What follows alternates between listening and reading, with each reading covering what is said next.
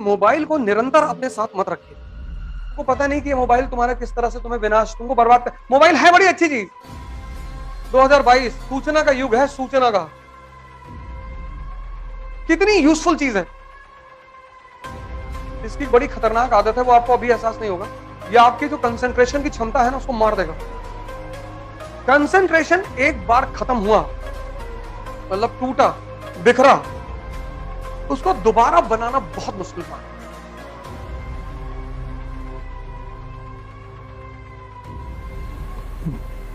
जय हिंद फ्रेंड्स।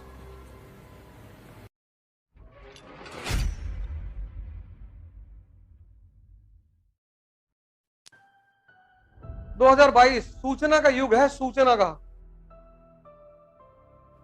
जैसे अब तो मोबाइल, आप सारे लोग मोबाइल रखे होंगे, हम नहीं रखते मोबाइल अपने पास, हम क्लास में रखते ही नहीं। आप कहीं भी पता कर लीजिए, मैं क्लास लेने आता हूं तो मैं मोबाइल अपने साथ नहीं रखता। मैं मंदिर के अंदर जा रहा हूं, मैं मोबाइल लेके नहीं जाऊंगा। हाँ, मैं मूवी देखने जा रहा हूं तो मोबाइल लेके बैठूंगा मैं। तुमको पता नहीं कि ये मोबाइल तुम्हारा किस तरह से तुम्हें विनाश, तुमको बर्बाद कर। मोबाइल है बड़ी अच्छी चीज। अब जैसे मुझे इकोनॉमिक सर्वे पढ़ने की जरूरत नहीं होती, देश के बड़े बड़े इकोनॉमी के टीचर हैं, सबका लेक्चर अपलोड हो जाता है यूट्यूब पे। इकोनॉमिक सर्वे आया, 10-12 टीचरों ने समझाया, उसको सुन लीजिए। कितनी यूजफुल चीज है। लेकिन मोबाइल को निरंतर अपने साथ मत रखिए, नहीं तो ये कुछ नहीं करने देगा आपको। इसकी बड़ी खतरनाक आदत है, वो आपको अभी एहसास नहीं होगा। ये आपकी जो कंसंट्रेशन की क्षमता है ना, उसको मार देगा। फिर कुछ भी करोगे, कुछ भी करोगे, कंसंट्रेशन एक बार खत्म हुआ, मतलब टूटा, बिखरा, उसको दोबारा बनाना बहुत मुश्किल काम। दुनिया में अगर मन की स्थिरता को चेक करना है तो आदमी को किताब दे दो।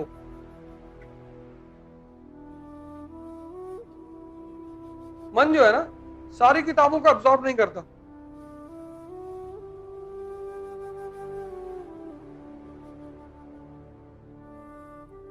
किसी के मन की स्थिति चेक करनी है, उसे किताब दे दो। कुछ लोग एक पेज पे सोने लगेंगे, कुछ 2, कुछ 5, कुछ 8, क्योंकि अगर वो समझेगा नहीं तो वो सोने लगेगा। ये उसकी बड़ी खास बात है। इसलिए आज लोगों के लिए किताब पढ़ना बहुत मुश्किल हो गया है।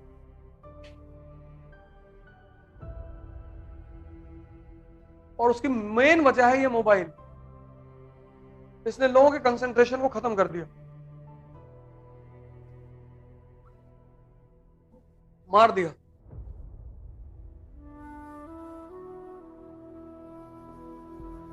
लाइब्रेरी मूवमेंट में क्या होता था? लाइब्रेरी लाइब्रेरी भारत में एक मूवमेंट चलता था, लाइब्रेरी मूवमेंट। लाइब्रेरी मूवमेंट क्या होता था कि हर गांव में एक न्यूज़पेपर आता था, एक कम्युनिटी रूम होता था, वहां पे एक चारपाई रखी होती थी, और उस गांव का जो पढ़ा लिखा आदमी होता था वो उस पूरे न्यूज़पेपर को पढ़कर गांव के लोगों को सुनाता था। 4-5 गांव के लोग मिलकर आते थे सुनने के लिए। यह परंपरा आज भी जारी है इस देश में। सुबह 6 बजे लोग चाय की दुकान में पहुंच जाते हैं, और जितना अच्छा करंट अफेयर उनका है उतना तैयारी करने वालों का नहीं, क्योंकि न्यूज़पेपर को तैयार करने का एक ही तरीका है, ग्रुप। ये जो छोटी छोटी चाय की दुकानें बनी थी, यही तरीका ही था न्यूज। आज भी गांव में प्रथा, आज भी शहरों में भी है कि सुबह 6 बजे लोग आ जाते हैं घर से, और एक आदमी पेपर पढ़ता है, और फिर 4 लोग बैठ के एनालिसिस करते हैं। और जितने गांव के आदमी को यूक्रेन और रूस के बारे में इंफॉर्मेशन होगी, उतना इस क्लास में बैठे हुए लोगों को नहीं होगी। कौन सी पनडुब्बी डूबी है, उसकी खासियत क्या थी, सब बता देंगे वो,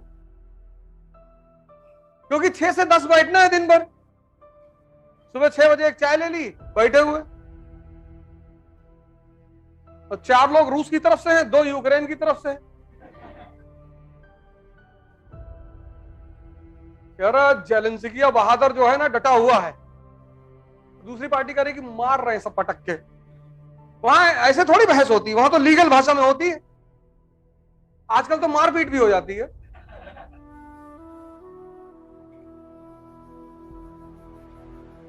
लेकिन एक बार मैं बार बार आपसे कहता हूं कि पढ़ने लिखने से कुछ नहीं होता ही नहीं, कुछ नहीं होता।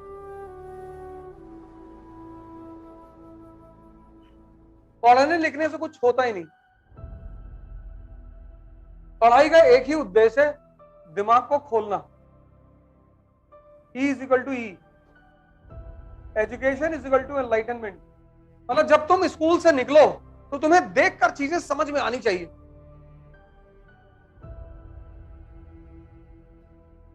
अगर तुमको चीजें देखकर समझ में नहीं आती तो पढ़ने से कोई फायदा ही नहीं, कुछ नहीं होता। पढ़ने से कुछ होता ही नहीं।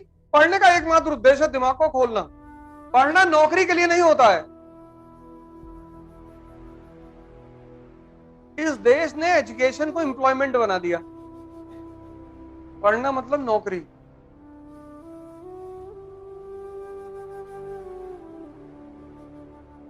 और ये मैकाले की देन है, नौकरी, वो भी सरकारी।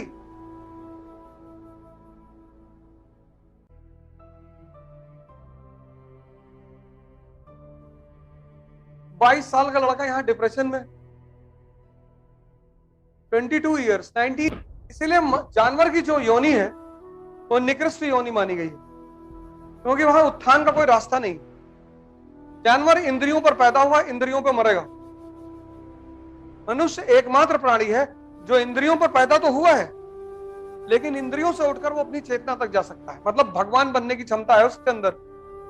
ये धर्म का उद्देश्य है। जय हिंद।